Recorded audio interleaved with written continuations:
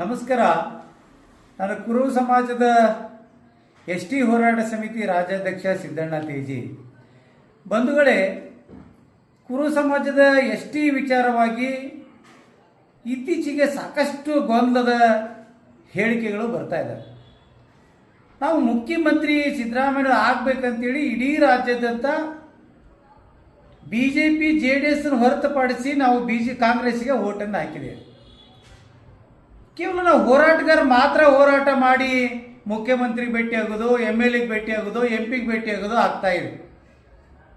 ಯಾಕೆ ಇಡೀ ರಾಜ್ಯದಂತ ಕುರುಬರು 4,000 ಸಂಘಟನೆಗಳದ ನೀವೇನು ಮಾಡ್ತಾ ಇದ್ದೀರಿ? ಇವತ್ತು ಕಾಂಗ್ರೆಸ್ಸಿನ ನಂಬಿ ಓಟ್ ಹಾಕಿರಿ. ಮುಖ್ಯಮಂತ್ರಿಗೆ 3 ತಿಂಗಳ ಹಿಂದೆ ಭೇಟಿಯಾದಾಗ ಪತ್ರ ಬಂದಿಲ್ಲ ಅಂತ ಹೇಳಿದರು. ನಾವು ಮತ್ತೆ 4-5 ಸಾರಿ ಪದೇ ಪದೇ ಭೇಟಿಯಾಗಿ ಕುಲಶಾಸ್ತ್ರನ ಅಧ್ಯಯನದ ವರದಿ ಬಂದಾಗಿದೆ. ಇದಾದ ಮೇಲೆ ಮಾರ್ಚಲ್ಲಿ ಡೆಲ್ಲಿಯಿಂದ ಪತ್ರ ಬಂದಿದೆ. ಮುಖ್ಯಮಂತ್ರಿ ಕೇಳಿದ್ರೆ ಯಾವುದೇ ಪತ್ರ ಬಂದಿಲ್ಲ ಅಂತ ಹೇಳಿದರು. ನಾವು ಸಮಾಜ ಕಲ್ಯಾಣ ಇಲಾಖೆ ಪರಿಶಿಷ್ಟ ಪಂಗಡದ ಅಧಿಕಾರಿಗಳಿಗೆ ಹೋಗಿ ಭೇಟಿಯಾದಾಗ ಮೊದಲಿಗೆ ಬಂದಿಲ್ಲ ಅಂದರು. ನಿಮ್ಮ ಕಚೇರಿ ಎದುರುಗಡೆ ಹೋರಾಟ ಮಾಡಬೇಕಾಗ್ತದೆ, ಹುಡುಗಾಟಿಗೆ ಹಚ್ಚಾಕ್ ಹೋಗ್ಬೇಡ್ರಿ ಅಂತ ಹೇಳಿದ ಮೇಲೆ ಇಲ್ಲ ಪತ್ರ ಬಂದೈತಂದ್ರೆ ಅಲ್ಲಿ ಸ್ವಲ್ಪ ನಮಗೂ ಅವ್ರಿಗೆ ವಾದ ವಿವಾದ ಕೂಡ ಆಯಿತು. IAS ಆಫೀಸರು ರಣದೀಪ್ ಅವ್ರ ಜೊತೆಗಿನೂ ಕೂಡ ವಾದ ಆಯಿತು. ಅದಾದಮೇಲೆ ಮುಖ್ಯಮಂತ್ರಿ ಕಚೇರಿಗೆ ಹೋಗಿ ಇಲ್ಲ ಸರ್ ಪತ್ರ ಬಂದಿದೆ, ಉತ್ತರ ಬರಿಬೇಕು ಅಂತ ಹೇಳಿದರು. ನಾವು ಮತ್ತೆ ಹೋದ ತಿಂಗಳ ಶಾಸಕರ ಭವನದಲ್ಲಿ ಸಭೆಯನ್ನು ಮಾಡಿ ಇನ್ನು ಬೇರೆ ರೀತಿ ಹೋರಾಟ ಮಾಡಬೇಕು ಅನ್ನುವಂಥ ಸಂದರ್ಭ ಬಂದಾಗ ಮುಖ್ಯಮಂತ್ರಿಗಳು ನಮ್ಮನ್ನು ಕರೆಸಿದರು. ಕರೆದಿಲ್ಲ, ನಾನು ಪತ್ರವನ್ನು ಡೆಲ್ಲಿ ಕಳಿಸ್ತೀನಿ, ನೀವು ಡೆಲ್ಲಿಗೆ ಹೋಗಿ ಹೋರಾಟ ಮಾಡಬೇಕು ಅಂದರು. ಸರಿ, ಆದರೆ ಮುಖ್ಯಮಂತ್ರಿಗಳಿಗೆ ಇವತ್ತು ಪತ್ರ ಬಂದಿರೋದು ವಿಷಯ ಗೊತ್ತಿಲ್ಲ. ನಮ್ಮ ಸಮಾಜದ ಕೆಲವೊಂದು ಸಂಘಟನೆಗಳಿಗಂತೂ ಅವ್ರಿಗೆ ಮಾಹಿತಿ ಇಲ್ಲ. ಹೇಳಿದ್ರು ಕೂಡ ನಮ್ಮಂತರ ಮಾತು ನೆಮ್ತಾ ಇಲ್ಲ, ದಾರಿ ತಪ್ಪಿಸುವಂಥ ಪ್ರಯತ್ನ ನಡೀತಾ ಇದೆ. ಹೀಗಾಗಿ ಇಡೀ ರಾಜ್ಯಾದ್ಯಂತ ಏನು ಕುರುಬ ಸಮಾಜದ ಮುಖಂಡರಿದ್ದಾರೆ, ಪ್ರದೇಶ ಕುರುಬ ಸಂಘದ ನಿರ್ದೇಶಕರಿದ್ದಾರೆ, ಪ್ರದೇಶ ಕುರುಬಕ್ಕೊಬ್ಬ ರಾಜ್ಯಾಧ್ಯಕ್ಷ M ವೀರಣ್ಣಗೆ ಮಾಡೈತಿ, ಇವರೆಲ್ಲ ಎಲ್ಲಿ ಹೋದ್ರು?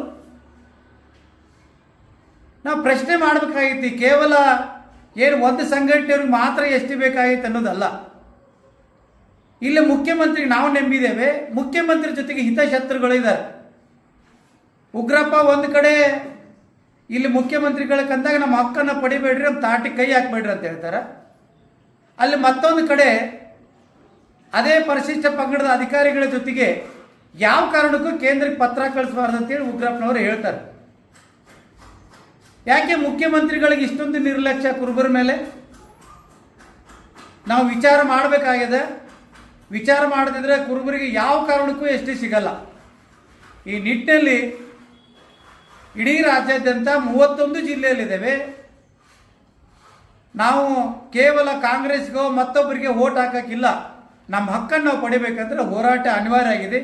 ಈ ದಿಶೆಯಲ್ಲಿ ಹೋರಾಟ ಮಾಡಬೇಕಾಗಿದೆ. ಹೋರಾಟಕ್ಕಿಂತ ಪೂರ್ವದಲ್ಲಿ ಮುಖ್ಯಮಂತ್ರಿಗಳಿಗೆ, ನಮ್ಮ ಸಮಾಜದ MLAಗಳಿಗೆ, ನಮ್ಮ ಸಮಾಜದ MLCಗಳಿಗೆ ನಾವು ಪ್ರಶ್ನೆ ಮಾಡಬೇಕು. ನಾವು ಪ್ರಶ್ನೆ ಮಾಡದಿದ್ರೆ ಸಾಕಷ್ಟು ತೊಂದರೆಗಳಿಗೆ ಹೋಗ್ತೇವೆ. ಹೋರಾಟದ ಬಗ್ಗೆ ನಾವು ಹೋರಾಟವನ್ನು ಯಾವಾಗ ನಿರೂಪಣೆ ಮಾಡಬೇಕು, ಯಾವಾಗ ಹೋರಾಟ ಮಾಡಬೇಕಂತೇಳಿ ಮತ್ತೆ ನಾವು ಸಭೆಯನ್ನು ಮಾಡಿ ನಿರ್ಧಾರ ಮಾಡ್ತೇವೆ. ಅವಾಗ ಎಲ್ಲರೂ ಸೇರೋಣಂತೆ.